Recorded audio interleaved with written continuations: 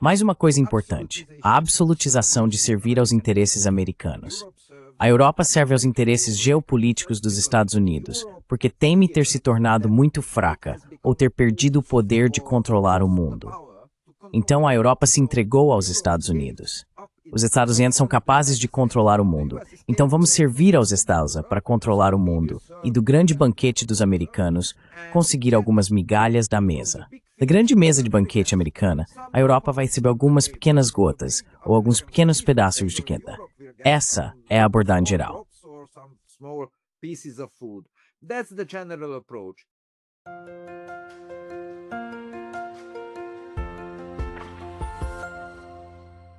Hello everybody, this is Pascal from Neutrality Studies. Olá a todos, aqui é o Pascal do Neutrality Studies e hoje estou conversando com o ex-diplomata húngaro, Sua Excelência Embaixador Sándor Zoltán Kuszai. O embaixador Kuszai serviu seu país no Ministério das Relações Exteriores e no gabinete do primeiro-ministro em várias funções. Mais importante ainda, ele passou um total de 18 anos na China, incluindo o cargo mais alto como embaixador entre 2008 e 2014. Atualmente, ele trabalha como pesquisador e educador em sua terra natal, a Hungria, e é um prazer tê-lo aqui hoje. Embaixador, seja bem-vindo. Obrigado pelo convite. Fico feliz que você tenha aceitado, porque discutimos um pouco por e-mail que queremos, ou deveríamos, analisar o papel da China e da diplomacia europeia, ou da falta dela, em relação a isso. Talvez até uma antidiplomacia, dependendo de como se queira ver. Você tem muita experiência com esse país e representou um Estado europeu lá. Você pode nos contar um pouco sobre sua experiência e sua avaliação geral de para onde está caminhando a diplomacia europeia com a China?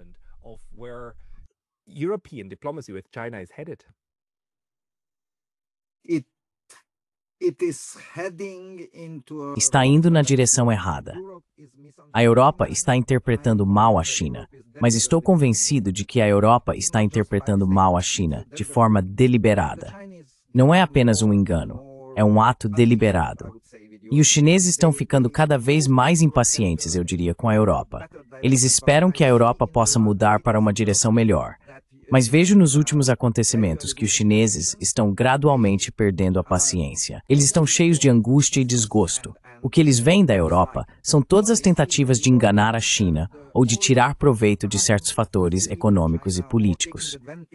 Então, está muito claro, eu diria, que a Europa não quer ter boas relações com a China. A Europa agora quer abertamente uma mudança de regime na China, seja por meio da diplomacia, pressão política ou pressão econômica. Esse é o fato. E é tão compreensível e claro que simplesmente mina a confiança básica que poderia sustentar a cooperação. Essa é a minha avaliação da situação atual.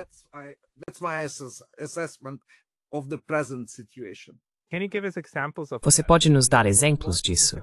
Quero dizer, de que forma a União Europeia ou a Europa sinaliza para a China que deseja uma mudança de regime? E quando isso começou?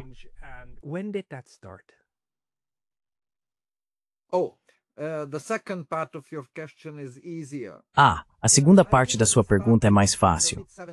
Acho que começou em meados dos anos 70, quando as relações diplomáticas oficiais foram estabelecidas. Mas era algo mais encoberto e não uma atitude tão simples e pressionadora, porque a Europa tinha interesses econômicos fundamentais. No comércio com a China, a política alemã de mudança através do comércio era muito importante. Então eles queriam mudar a China o tempo todo. Mas nas 3 primeiras décadas, era simplesmente uma esperança, uma ilusão, de que ao comercializar, ao influenciar o desenvolvimento econômico da China, ao ajudar a classe média chinesa a crescer e se desenvolver, isso mudaria a China por si só. Foi uma ilusão.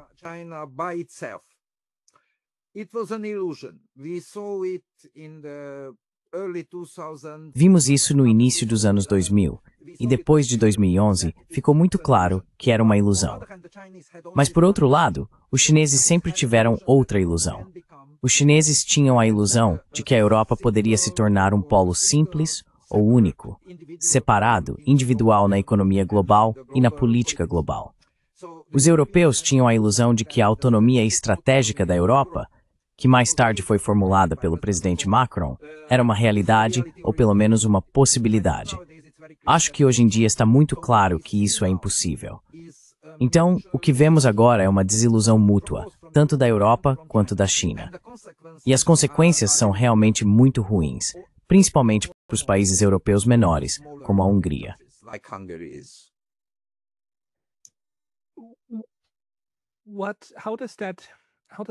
Como isso funciona, então? Temos a União Europeia, e sim, a UE é um bloco. Mas no nível diplomático, ainda é cada Estado-membro que mantém contato diplomático direto com outros países.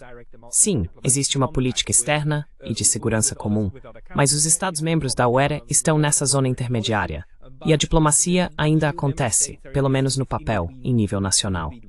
Então, quando você era embaixador lá, quais eram as suas competências? O que a Hungria fazia diretamente com a China? E em que momentos você foi prejudicado, digamos, por forças vindas de Bruxelas?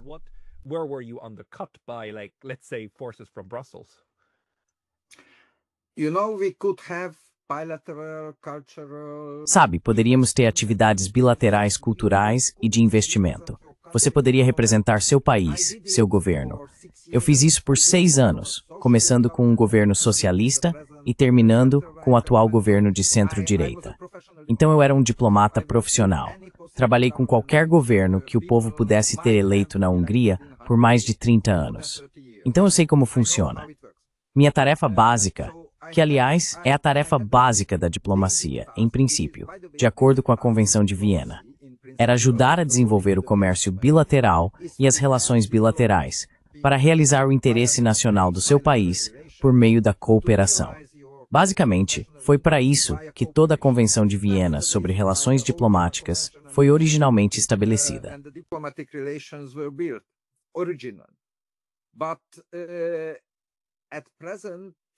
Mas no momento, é muito difícil continuar com isso. Eu era embaixador quando a Hungria já havia ingressado na União Europeia há 4 anos, então participei da cooperação entre os Estados-membros da UOPE, o que significava reuniões mensais dos embaixadores e discussões sobre questões principalmente no nível das relações UE-China, mas sempre incluía detalhes sobre as relações bilaterais também. Era uma troca de informações, uma troca de abordagens e assim por diante. Isso acontecia uma vez por mês no nível dos embaixadores, mas todas as embaixadas continuavam isso em todos os níveis diplomáticos, adidos de imprensa, adidos comerciais e assim por diante, em todos os aspectos da diplomacia.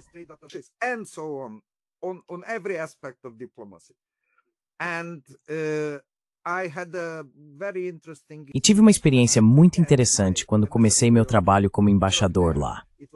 Foi em 2008, o ano da crise, a grande recessão, se preferir chamar assim. Naquela época, no início, nos primeiros 2 ou 2 anos e meio, nossa abordagem europeia em relação à China era muito mais cooperativa, porque precisávamos da China economicamente e financeiramente. A Europa não conseguiria superar aquela crise financeira, sem a cooperação ativa da China, não apenas nas relações econômicas, mas também em questões financeiras. Então fomos muito cooperativos naquela época. E quanto à crise, eu diria, porque estou convencido como economista, que nunca superamos aquela crise. Ainda hoje, a crise continua pairando sobre nós.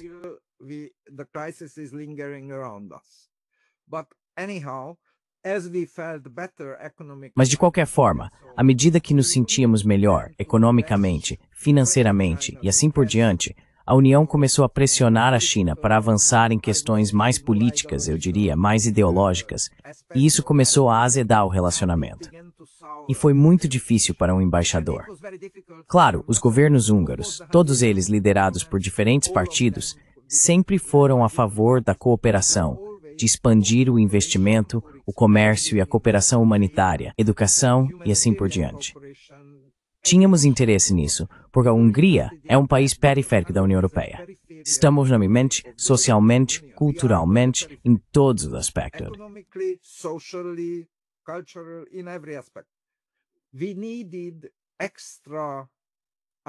Precisávamos de um impulso extra, eu diria, do mundo para o desenvolvimento econômico, para o desenvolvimento social. A União Europeia enfrenta dificuldades, Não há chance de vender o dobro de produtos húngaros na Europa em relação ao que vendemos no ano passado. É simplesmente impossível, porque o mercado europeu não está se expandindo, especialmente agora, mas nem mesmo nos melhores anos ele se expandiu. Lembro que o crescimento era de no máximo 3, 4%. Precisávamos de cooperação extra fora da União Europeia. Se você pensar naqueles anos de globalização econômica mundial, qual era a economia que mais crescia no mundo? Qual era o mercado mais forte, a fonte de novas tecnologias emergentes, novas parcerias, novos investimentos?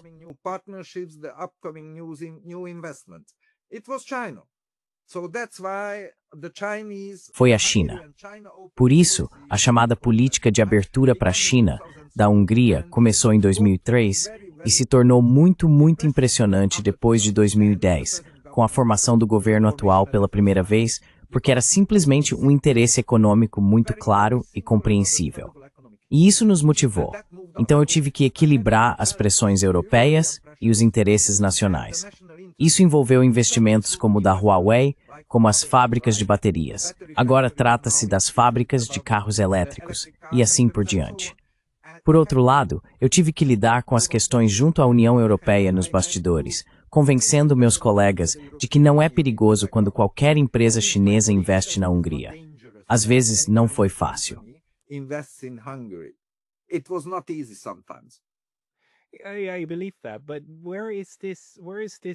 Eu acredito nisso. Mas de onde vem esse medo e desconfiança também? Por um lado, eu entendo que existe uma desconfiança europeia profundamente enraizada em relação à China socialista. Mas por outro lado, quero dizer, nos anos 2000 e 2010, o comunismo já não era mais um tema, certo? O comunismo é algo que a Europa superou. E claro, você é da Hungria. Quero dizer, você foi de uma Hungria comunista, uma Hungria socialista, certo? E isso ficou para trás, pelo menos retoricamente, ideologicamente. Então, de onde veio essa ideia de que os europeus ainda achavam que os chineses estavam de alguma forma tentando alcançá-los? A Suíça foi o país que teve o primeiro acordo de livre comércio com a China. Isso também serviu muito como um caso modelo para a União Europeia. Essas relações de livre comércio realmente ajudaram ambos. Ajudaram a Suíça e os chineses. Os chineses gostaram do mercado suíço e também o viram como um caso exemplar. Você pode comentar um pouco sobre isso?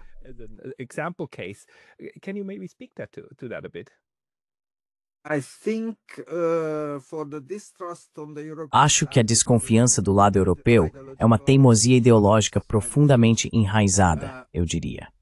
Os políticos europeus, na maioria dos países, e os estudiosos europeus que pesquisam a China, simplesmente ficaram presos mentalmente nos anos 60 e 70. Eles simplesmente não entendem que, como os chineses chamam, é o socialismo com características chinesas. Nessa fórmula, as características chinesas impõem limites ao socialismo. É uma economia mista, uma estrutura social mista e uma estrutura política mista. Em relação à economia, os estudiosos europeus e até mesmo os políticos europeus poderiam entender muito mais facilmente os elementos capitalistas, a propriedade privada, o empreendedorismo privado na China. Muitas vezes, eles superestimaram a importância disso.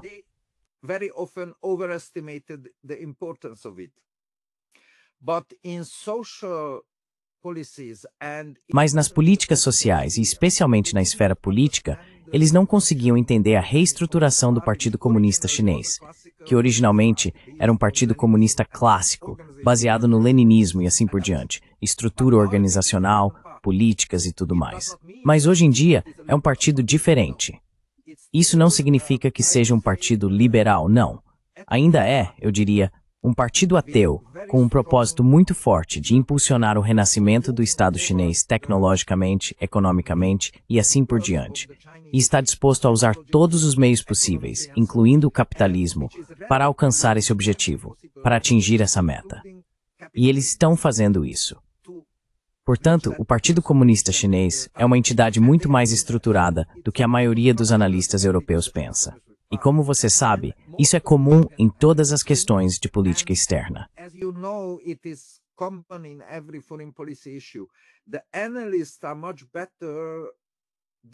Os analistas são muito melhores do que os políticos. Os políticos são pessoas teimosas e pouco instruídas. É assim que eu descreveria a forma atual da democracia parlamentar. Você se torna um político bem-sucedido e pode até conseguir alguns cargos no governo, até mesmo o cargo de primeiro-ministro ou presidente, somente se estiver totalmente em conformidade com o nível mais baixo de compreensão do eleitorado. Portanto, como político, você deve convergir para o menor denominador comum da média. E isso faz com que os políticos sejam muito teimosos, pouco instruídos e muito obstinados em questões ideológicas. Quando você tem um problema com sua formação acadêmica ou analítica, que está pelo menos 20 ou 25 anos defasada, isso se reflete numa abordagem política ainda mais teimosa. É isso que vemos na Europa atualmente. That's what we see in Europe now. May I just ask about your Posso perguntar sobre a sua percepção pessoal? Porque você tem um caso especial, tendo crescido sob um sistema socialista e ingressado no serviço público sob esse sistema, depois passando pelos anos 1990 e 2000, e então indo para a China socialista, ou o que hoje é chamado de socialismo, com características chinesas. Você reconhece na China, no sistema social, algo semelhante ao que lembra da Hungria, de como era antes? Ou são mundos completamente diferentes? how it used to be, or are those different worlds? Some elements I do recognize. Hungary was Alguns elementos eu reconheço. Sabe, a Hungria era o barracão mais feliz do campo socialista porque teve uma experiência precoce de reformas desde o final dos anos 60, durante os anos 70 e bem menos nos anos 80. Mas houve reformas econômicas. Havia algum espaço para a iniciativa privada na economia, até mesmo em alguns aspectos sociais e assim por diante. Então, os chineses, antes de começarem o processo de reformas em 1979, estudaram, e mesmo durante os anos 80, estudaram a chamada experiência de reforma húngara. Por isso vi, especialmente durante minha primeira missão na China, que foi na segunda metade dos anos 80, muitas coisas semelhantes por lá. Mas houve um ponto de virada. But there was a turning point. In 1990, practically, 1980, Em 1990, praticamente 1980, 91, Hungria e a maioria dos antigos estados comunistas da Europa Central e Oriental decidiram se voltar completamente para a democracia parlamentar liberal com economia de mercado e tudo mais, seguindo o modelo ocidental. in China, Foi uma virada total. Na China, após a crise de 1989, você se lembra dos eventos da Praça da Paz Celestial e tudo mais. Eu estava lá, aliás, naquela época.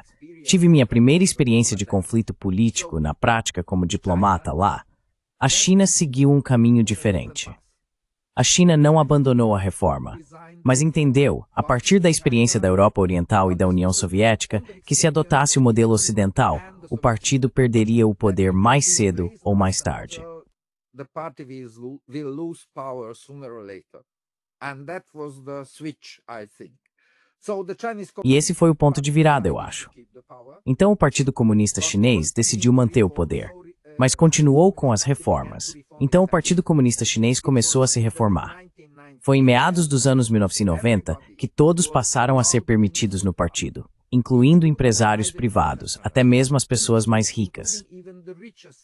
Você consegue imaginar um partido comunista nos anos 60 ou 50, ou digamos, no início do século passado, que abraçasse uma capitalista dentro do seu partido?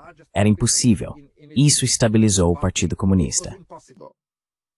It stabilized the Communist Party, it made it capable of integrating. Isso permitiu integrar diferentes interesses de diversos grupos sociais em uma única estrutura política. É muito mais complicado do que em um sistema de competição partidária aberta. No sistema de competição partidária aberta, você tem diferentes partidos apoiados por diferentes grupos sociais. Eles competem. Temos um grande ritual, chamamos de eleições. Durante esse grande evento ritual, algum partido vence a eleição e ganha o direito de formar o governo, assim representando o contexto social daquele partido. É assim que a democracia funciona.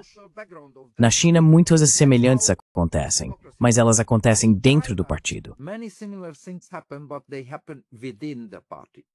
And in the mid-90s, E em meados dos anos 90, o que eu estou convencido de que estabilizou o governo do Partido Comunista Chinês na China foi o fato de terem permitido que o partido se transformasse gradualmente e terem permitido que representantes de diferentes grupos sociais com interesses distintos entrassem no partido e participassem das decisões partidárias. Isso não o torna menos centralizado, mas o torna mais receptivo às diferentes necessidades sociais e políticas da sociedade. Isso o tornou flexível o suficiente para permanecer no poder quando todos os outros partidos comunistas no poder perderam o controle.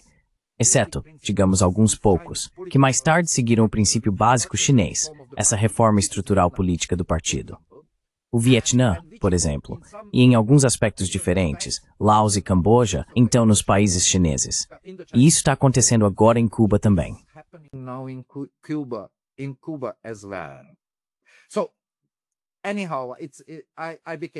Enfim, acabei ficando científico demais.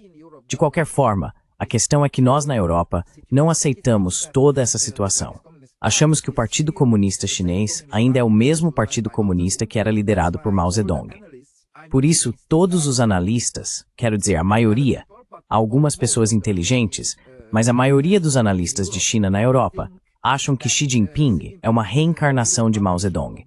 O que não é verdade. É uma ideia tola. Mas esse conceito influencia a tomada de decisões políticas, todo o clima político. E isso faz com que a abordagem da Europa em relação à China seja muito, eu diria, inadequada, não condizente com a realidade. E essa é uma das fontes de muitos erros e conflitos.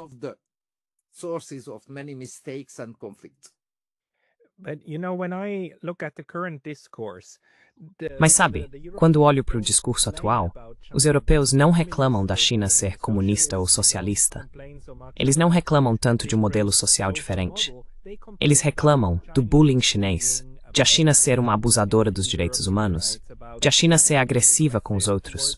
Quero dizer, eles focam na China, não como um modelo alternativo. Porque, de certo modo, acho que os europeus, e também os norte-americanos, já superaram isso. Já estamos no mundo pós-Fukuyama, onde todos acreditam que já ficou claro que a única razão pela qual a China é tão bem-sucedida é porque ela realmente abraçou o capitalismo sem se abrir. Então é essa autocracia. É autocracia muito mais que a questão social. Como você entende isso?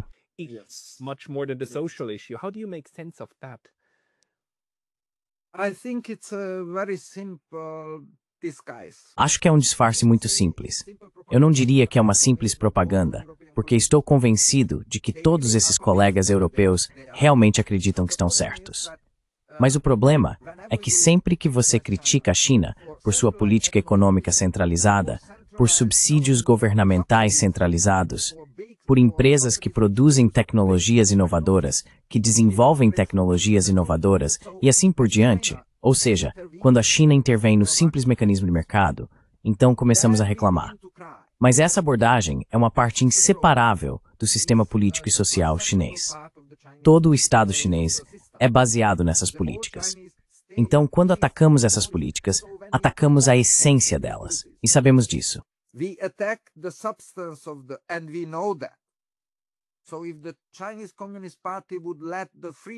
Portanto, se o Partido Comunista Chinês deixasse as forças de mercado atuarem livremente, isso significaria o fim do Partido Comunista Chinês. E, aliás, como a experiência histórica mostra, seria também o fim do rápido desenvolvimento da China. Porque aquela sociedade não pode ser mantida unida como um mecanismo funcional se não houver algum tipo de eixo central. Vemos inclusive esse processo de desintegração. Talvez eu esteja sendo radical demais nessa avaliação, mas o que observamos é a desintegração do modelo nos Estados Unidos devido às limitações do poder central de organização, por causa da absolutização dos mecanismos de mercado. Isso leva a consequências econômicas, financeiras e outras muito sérias. Na China, eles estão tentando evitar isso.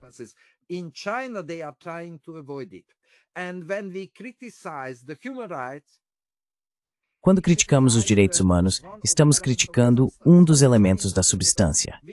Mas é muito interessante porque realmente temos dois pesos e duas medidas.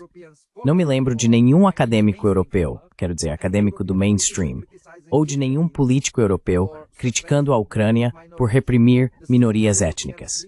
Os mesmos líderes europeus que criticam a China por reprimir algumas minorias étnicas, especialmente muçulmanos, uigures e outros, cujas críticas têm alguma base real. A crítica não surge do nada. Mas o problema é que nunca ouvi nenhuma crítica ao atual governo ucraniano, mesmo antes da guerra, por reprimir minorias étnicas na Ucrânia. Então isso mostra muito claramente que nossa crítica não é baseada em princípios, mas sim uma crítica motivada geopoliticamente. It is a geopolitically motivated approach. Absolutely, and I think anyone Sim, absolutamente. E acho que qualquer pessoa que tenha passado algum tempo realmente acompanhando a diplomacia ou os discursos do Ocidente, mesmo só nos últimos anos, entende que as mesmas pessoas que afirmam que a China está cometendo um genocídio contra sua minoria muçulmana são as mesmas que defendem o direito de Israel de cometer um genocídio contra a maioria muçulmana palestina no país que ocupam. Mas vamos deixar isso de lado. Quero dizer, a hipocrisia é a hipocrisia. O que é ainda mais difícil de entender é porque essa abordagem, especialmente por parte dos europeus, é adotada, sendo que não é necessária. Quero dizer, a China não é uma ameaça à segurança. É uma oportunidade. Se for uma ameaça econômica, algo tão simples quanto algumas tarifas pode ser facilmente administrado, porque até mesmo o contrabando da China para a Europa não é tão fácil assim. É conectado, mas não está na fronteira. Há muita intermediação no meio. Porque a Europa atualmente está proativamente transformando a China em sua inimiga.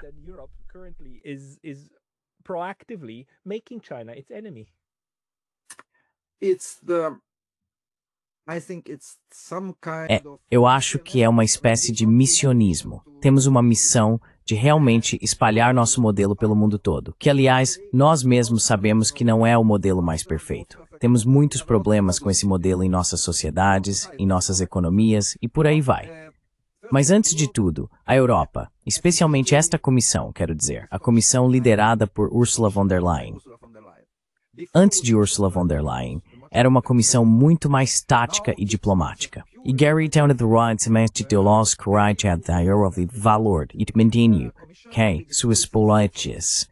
E o problema de isso é a capacidade de poder é estabelecida em China is a great power. We cannot deny it. It's a different civilization. Não podemos negar. É uma civilização diferente e está a mais de 8.000 quilômetros a leste de nós. Portanto, não representa nenhuma ameaça imediata. Não pode e não representa nenhuma ameaça geopolítica ou econômica imediata para a Europa. É simples assim. Mas o impulso ideológico, e mais uma coisa importante, a absolutização de servir aos interesses americanos. A Europa serve aos interesses geopolíticos dos Estados Unidos, porque teme ter se tornado muito fraca ou ter perdido o poder de controlar o mundo. A Europa se entregou aos Estados Unidos. Os Estados Unidos são capazes de controlar o mundo, então serviremos aos Estados Unidos para controlar o mundo e receber do grande banquete dos americanos algumas migalhas da mesa.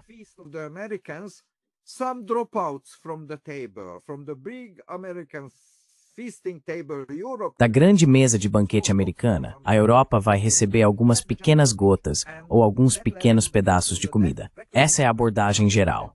E isso levou à morte, praticamente, eu acho, da diplomacia europeia. Quero dizer, no nível da União Europeia, mas também em muitos Estados-membros. A diplomacia é essa. Você consegue imaginar, só um exemplo, você consegue imaginar que poucos dias antes de ir para a China, para a cúpula UE-China, que é um evento anual, a presidente da Comissão Europeia aparece no Parlamento Europeu e late para a China da maneira mais indelicada possível, basicamente insultando o anfitrião. Isso é diplomacia? E chega a ser até um pouco engraçado, porque se fôssemos realmente o valentão forte, poderíamos fazer isso.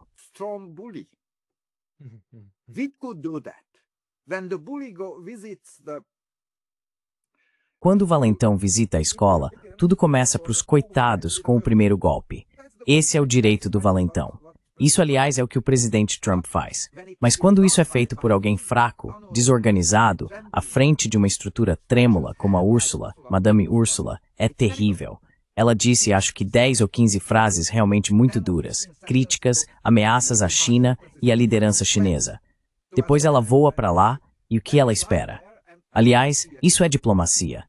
Ela vai começar as negociações, por exemplo, com: desculpe, não ligue para o que eu disse no Parlamento Europeu. Por favor, ouça minha proposta. Ou o quê? Por isso estou dizendo que isso não é diplomacia. Como você apontou, é antidiplomacia o que estamos fazendo agora. Anti-diplomacy. What we are doing now. Can you explain this to yourself? I mean, these people are. Você consegue explicar isso para si mesmo? Quero dizer, essas pessoas não são as mentes mais brilhantes da União. Mas elas não são, quero dizer, se comportam como bufões, mas têm suas capacidades, certo? A única coisa que políticos precisam ter é um senso dos grupos em que circulam. Agora, quando você chega a essas posições de topo, e mesmo que você se submeta completamente aos Estados Unidos, ainda assim precisa ter algum tipo de sentimento pelo que está fazendo. Como é possível que eles não sintam vergonha de dizer algo assim, e depois encontrar o contraparte apenas alguns dias depois? Eles estão psicologicamente tão lobotomizados que não entendem, que nem sequer têm mais sentimentos em relação a isso.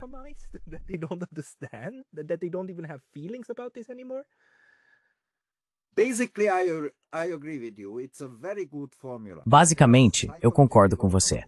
É uma fórmula muito boa. Eles são psicologicamente lobotomizados. A questão simples é que eles cresceram e subiram na carreira política, sempre dizendo apenas o que recebia 20.000 curtidas na página do Facebook deles. E quando as consequências negativas apareciam, eles faziam outra declaração, que também recebia curtidas. Eles vivem em um mundo à parte. Eles jogam para a grande mídia. Eles jogam para outros políticos. Eles jogam para a abordagem minimalista do público em geral. E eles querem 1,5% a mais de aprovação do público para o dia seguinte. E não se importam com o preço que isso terá depois de 3 meses, porque estão convencidos de que conseguirão lidar com qualquer influência negativa. Depois, eles aparecem e fazem outra declaração, que será ainda mais radical, conseguindo novamente um aumento de 0,5% na popularidade e assim por diante. E como a Europa tem funcionado nos últimos, digamos, 10 ou 15 anos, realmente é assim que funciona.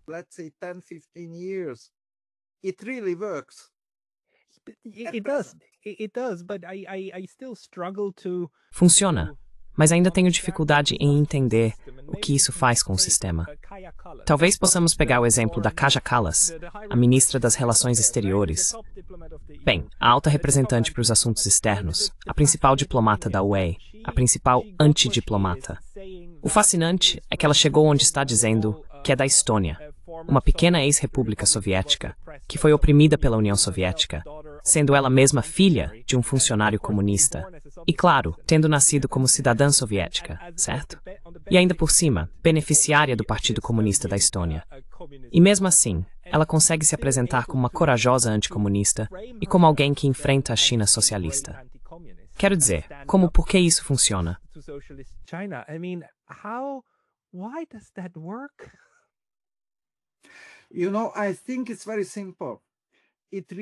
Sabe, eu acho que é muito simples. Isso responde à atitude simplificada do público em geral, ou de uma grande parte do público, porque a compreensão das relações internacionais e da diplomacia entre o público em geral ficou muito baixa. Foi nivelada por baixo, ao menor nível possível. É assim que funciona a nossa cultura política, ideológica ou nacional, movida pelas redes sociais. Ela reduz tudo ao menor denominador comum. É trágico, e é por isso que eles se aproveitam disso. Eles não entendem que no mundo real, que não é a internet, não é o mundo cibernético, isso pode não funcionar. A última reunião entre Kaja Kallas, já que você a mencionou, e o ministro das Relações Exteriores da China, Wang Yi, há uma semana, eu me lembro, para qualquer estudante de relações internacionais, no primeiro ano de qualquer universidade, seria um choque quando o ministro das Relações Exteriores da China dá uma aula elementar sobre interesse nacional, sobre geopolítica, sobre política das grandes potências para a chefe da antidemocracia europeia. To the head of the European anti-diplomacy. And she does not understand. Simply. E ela não entende, simplesmente porque isso não se encaixa na sua compreensão de como os políticos devem agir, de como os políticos devem se apresentar. E é isso. Acho que é o fim da diplomacia europeia, o fim da arte da diplomacia. Aliás, eu diria que a arte da diplomacia é um espelho da verdadeira arte de governar. E o verdadeiro problema da União Europeia é que os líderes, e em muitos Estados-membros não vou citar nenhum deles, eu diria até mesmo em alguns outros países europeus que não são membros da União Europeia, a morte. Bem, não vou nomear, mas é a morte da arte de governar, da verdadeira arte de governar. Statecraft, the real statecraft. We don't have statesmen. Nós não temos estadistas, não temos arte de governar, quero dizer em termos filosóficos.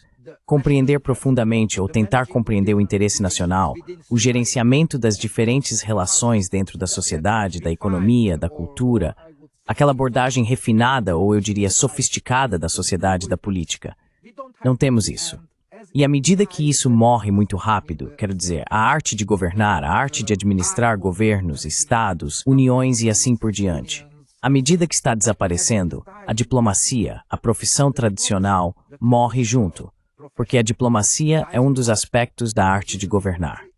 Sabemos disso por Talleyrand e por todos aqueles grandes diplomatas do passado, incluindo Henry Kissinger, que não é o meu favorito, mas não posso negar que ele foi o melhor profissional.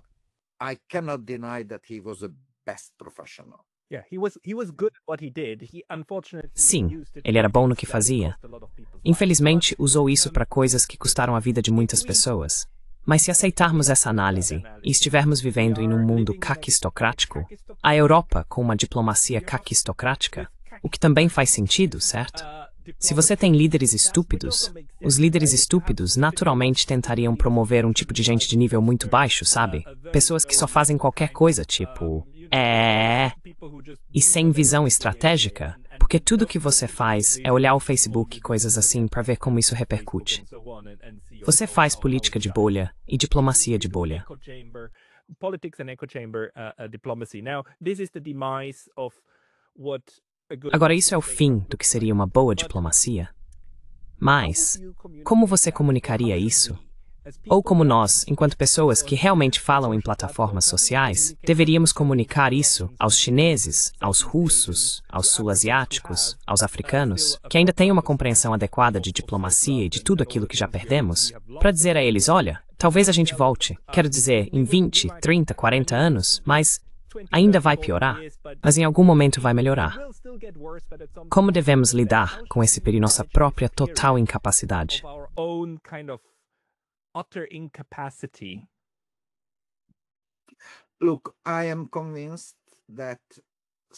Olha, estou convencido de que alguns países individuais na Europa ainda possuem algumas dessas capacidades. Não no mais alto nível, mas ainda restam alguns vestígios. E espero que esses países individuais, não só na Europa, aliás, se você observar a recente visita do primeiro-ministro da Austrália à China, verá alguma diplomacia, não do mais alto nível, mas diplomacia real e habilidade política. Então, a única saída dessa situação, na minha opinião, a longo prazo, muito longo prazo, para a Europa, está no nível dos Estados-membros individuais. Alguns Estados-membros podem preservar algo de confidencialidade e algo da confiança mútua com a China.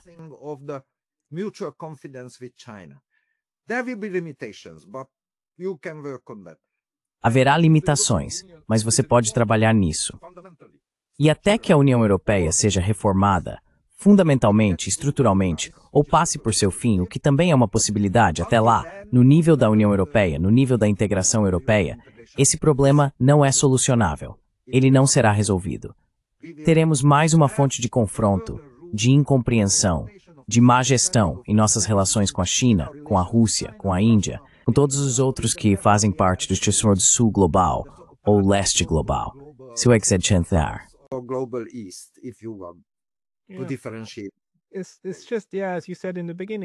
É como você disse no começo, é simplesmente uma situação revoltante em que a Europa ainda se comporta como se estivesse, sabe, 200 anos atrás, e pudesse fazer o que quisesse com todo mundo e sair impune, quando na verdade agora não é mais um grande bulldog, é um pequeno poodle. E o poodle ainda se acha um bulldog, certo? Essa é a parte revoltante.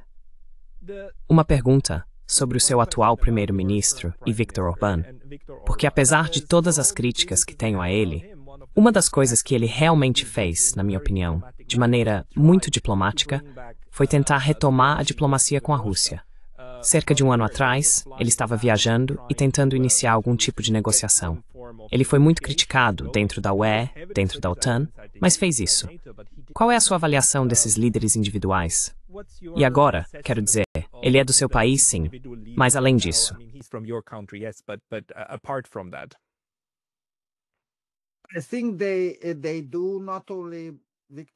Acho que sim. Não só Viktor Orbán, mas também Robert Fico na Eslováquia, que tem uma coalizão muito mais fraca, então sua posição dentro do país é muito mais frágil do que a de Viktor Orbán. Mas ele ainda tenta seguir a regra básica da diplomacia, representar o interesse nacional. Ponto final. É só sobre isso. Todos os outros elementos da diplomacia são simplesmente técnicos, como você faz isso.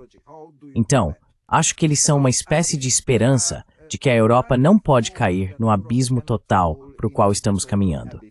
E eles podem salvar um pouco da confiança ou de uma atitude positiva no mundo. Mas essa ação, essa atividade diplomática de Viktor Orbán durante a presidência húngara da União Europeia mostrou muito claramente que existem limitações.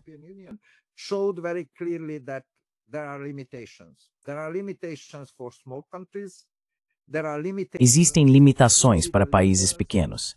Existem limitações para líderes individuais, de qualquer país, aliás, porque toda a situação geral é ruim. Então, o que aconteceu com essa atividade diplomática foi que ela simplesmente encontrou barreiras em todos os lugares. E agora vemos, aliás, com os acontecimentos recentes, que não é tão simples assim. Estou convencido de que o presidente Trump realmente queria a paz quando assumiu a presidência. Durante essa atividade diplomática, Viktor Orbán chegou a visitar Donald Trump. O que restou desse desejo de paz no caso de Donald Trump? Eu acho, pessoalmente, que o desejo de paz dele ainda existe, mas as circunstâncias aqui tornam até os melhores desejos difíceis de serem realizados.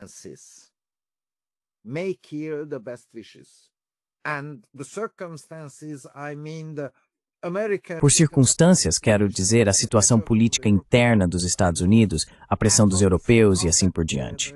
O que vemos agora é que o governo Trump volta à política do governo Biden, exceto pelo fato de que eles não querem pagar por isso. É simples assim. Alguém mais deveria pagar por isso. Mas basicamente, essa é a limitação. Então existem limites objetivos que você pode tentar forçar um pouco. Existem paredes que você pode empurrar, mas se você se acamarar, pode se machucar. Especialmente se você for o líder de um país pequeno, que aliás não se mantém da União Europeia, mas na periferia. É isso, Toithenkaun. Não é sei.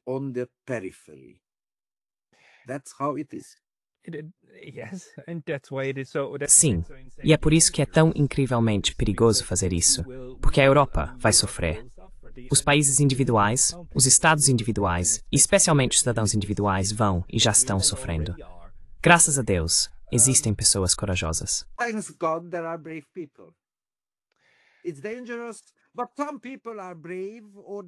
É perigoso, mas algumas pessoas são corajosas, ou têm a missão de ser corajosas. Ou talvez elas não tenham outra escolha. Eu não sei. Eu não tenho essa informação. Mas é isso que acontece. E graças a Deus, existem algumas pessoas que são corajosas o suficiente para ir contra a corrente, para tentar nadar contra a corrente. Pelo menos elas criam alguma chance de limitar os danos. Sim, danos inevitáveis, que virão, que estão chegando muito rápido, não só com a China, mas com a Rússia, com a Índia, com o Brasil, com todo o sul global. Estamos caminhando para danos ainda maiores para a Europa.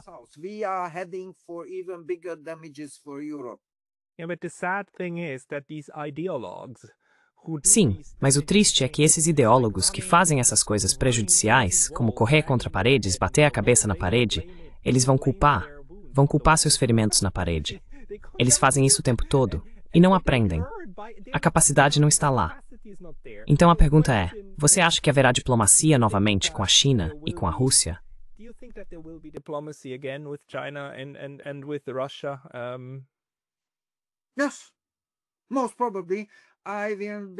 Sim, muito provavelmente.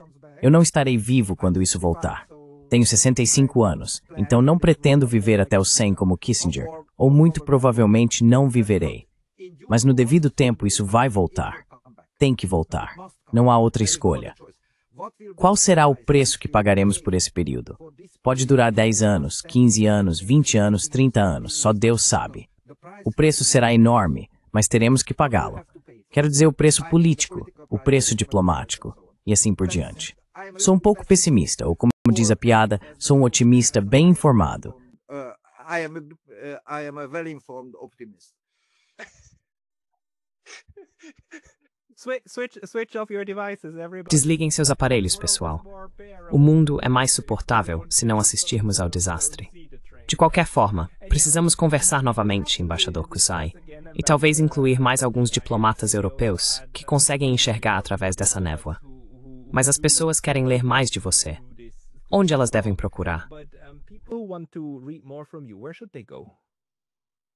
Oh, it's very difficult. I publish mainly in Hungarian. É muito difícil. Eu publico principalmente em húngaro. Publiquei alguns artigos na Alemanha, que foram traduzidos porque não falo nem escrevo em alemão. Então apareço de vez em quando na mídia húngara, mas publico principalmente em húngaro. Portanto, para seus espectadores internacionais, haverá uma limitação por causa disso. Sou velho, então não pretendo ser extremamente ativo. So I don't plan to be extremely active. Sabe, talvez a gente pudesse organizar um painel e incluir o embaixador Jack Matchlock, que é 30 anos mais velho que você.